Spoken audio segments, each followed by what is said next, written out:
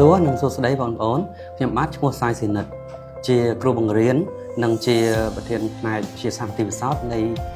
មហាវិទ្យាល័យវិទ្យាសាស្ត្រសុខាភិបាលនិងជាបច្ចេកវិទ្យានៃសាកលវិទ្យាល័យពុទ្ធិសាស្ត្រទទួលខុសត្រូវផ្នែកបច្ចេកទេសទីវិសោធន៍វិទ្យាសាស្ត្រទាំងថ្នាក់បញ្ញាបត្ររងនិងថ្នាក់បញ្ញាបត្រខ្ញុំបានបញ្ចប់ថ្នាក់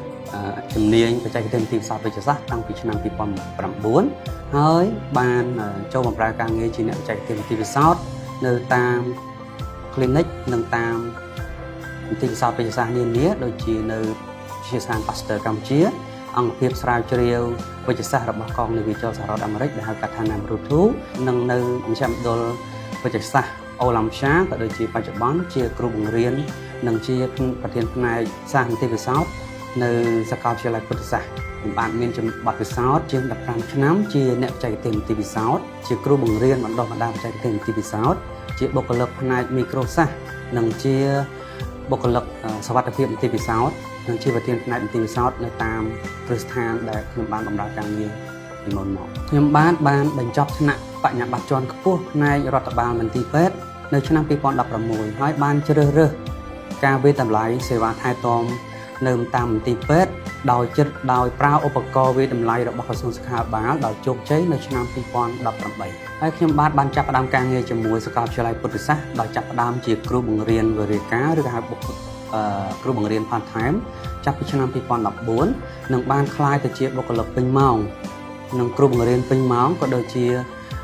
ប្រធានផ្នែកវិទ្យាសាស្ត្រទីវិសោធន៍នៅឆ្នាំ2022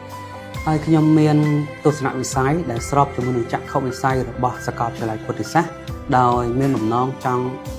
ចែករំលែកចំណេះដឹងនិងបទពិសោធន៍ក្នុងផ្នែកបច្ចេកទេសទីវិសោធន៍និងបណ្ដុះបណ្ដាលពង្រឹងផ្នែកបច្ចេកទេសទីវិសោធន៍ក៏ដូចជាណែនាំការតម្រូវនិងតម្រង់ទិសជូននិស្សិតអំពីកម្មវិធីសិក្សាដែលមានគុណភាពខ្ពស់ស្របតាមកម្មវិធីរបស់ថ្នាក់ជាតិ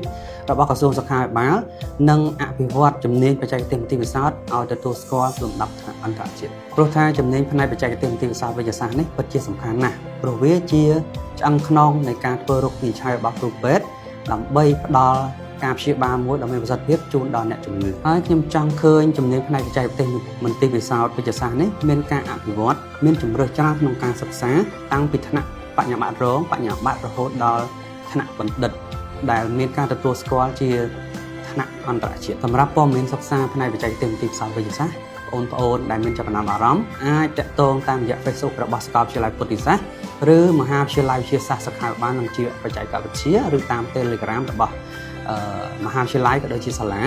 ដែលនឹងមានដាក់ជូនបងប្អូននៅក្នុងវីដេអូដូចខាងក្រោមបងប្អូនដែលដាក់ពាក្យសិក្សាសូមមានសំណាងល្អនិងសូមអរគុណសូមជម្រាបលា